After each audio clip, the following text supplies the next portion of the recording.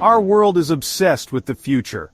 From a young age, we are taught to chase tomorrow, get good grades to get into a good college, work hard to climb the career ladder, save money for a comfortable retirement, always striving, always reaching for the next milestone.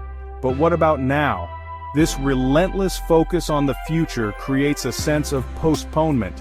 We are always one step away from truly living. Like a donkey chasing a carrot on a stick, we never quite reach the promised reward. This is the trap of the future. We sacrifice the present moment for a future that may never come. We miss the beauty and fullness of life right in front of us. We become strangers to ourselves, lost in a sea of endless pursuits. The illusion of retirement perfectly illustrates this societal conditioning. We are told that happiness awaits us in our golden years, when we finally have time to relax and enjoy life. But what if we never make it to retirement? What if illness, accident, or simply the passage of time robs us of our physical and mental faculties? Will we look back on a life spent chasing shadows, neglecting the precious gift of the present moment? Retirement itself is a mirage. True living is not something to be postponed. It is found in the eternal now. Each breath we take, each step we take, each moment of awareness is an opportunity to experience the fullness of life. Retirement is not a destination but a state of being. Many believe that finding joy in the present moment is frivolous, irresponsible even.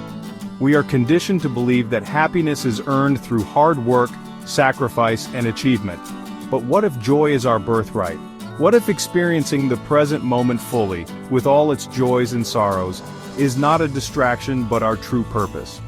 The duty of enjoyment is not a selfish pursuit. It is a radical act of rebellion against a system that thrives on our dissatisfaction. When we are content in the present moment, we are no longer vulnerable to manipulation and control. It is in those moments of pure presence, of childlike wonder and delight, that we tap into the true source of our being.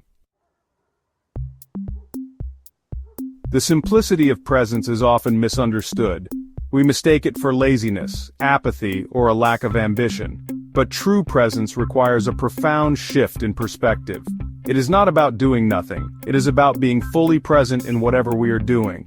It is about savoring a simple cup of tea, appreciating the beauty of a flower, or listening attentively to a loved one. Presence is not passive, it is active engagement with life. It is about bringing our full attention to the present moment, without judgment or resistance. This state of presence is not a retreat from life but a gateway to a richer, more fulfilling existence. It is in the stillness of the present moment that we connect with the depths of our being and discover the true meaning of peace. Section 5. The Protestant Work Ethic, a recipe for disaster? The Protestant work ethic, with its emphasis on hard work, discipline, and productivity, has become deeply ingrained in our collective psyche. While it has undoubtedly driven progress and innovation, it has also come at a cost. This relentless pursuit of productivity has created a culture of busyness, stress, and anxiety.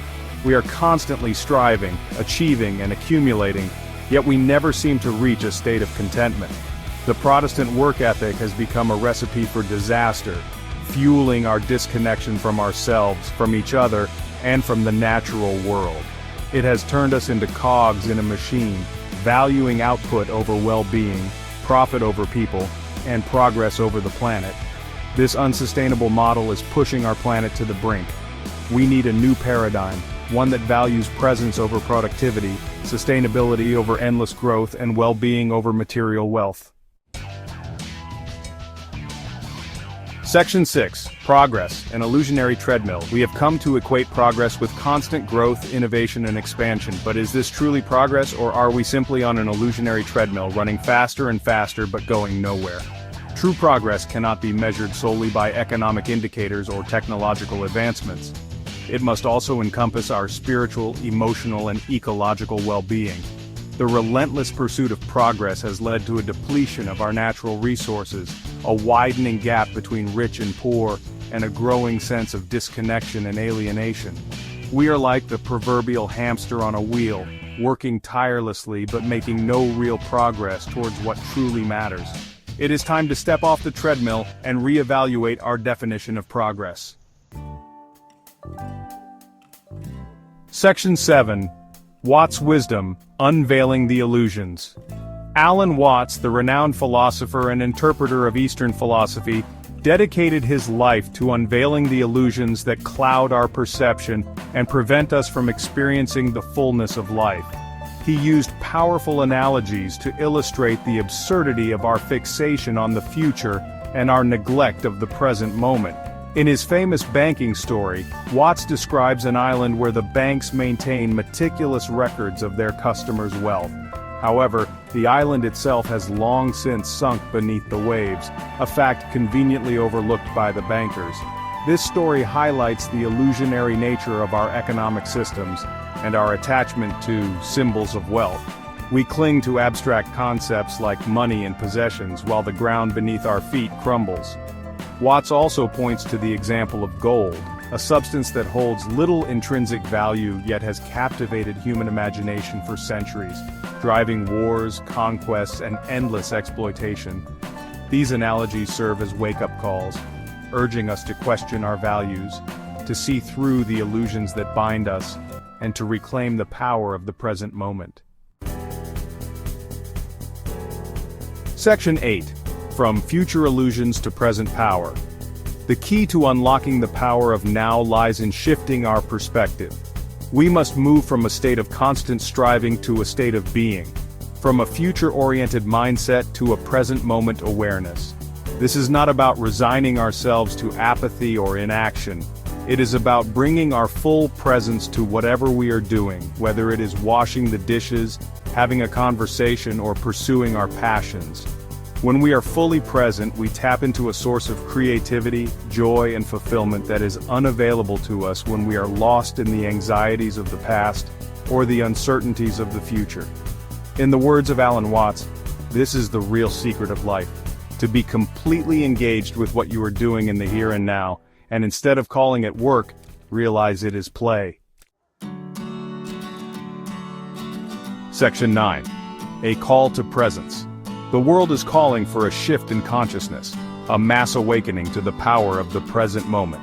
We can no longer afford to sacrifice our well-being and the health of our planet for the sake of an illusory future. Let us embrace the simplicity of presence, the joy of being, and the wisdom of the eternal now. Let us cultivate a new way of being in the world, one that is grounded in awareness, compassion, and a deep reverence for life. The time for postponement is over. The power of now awaits.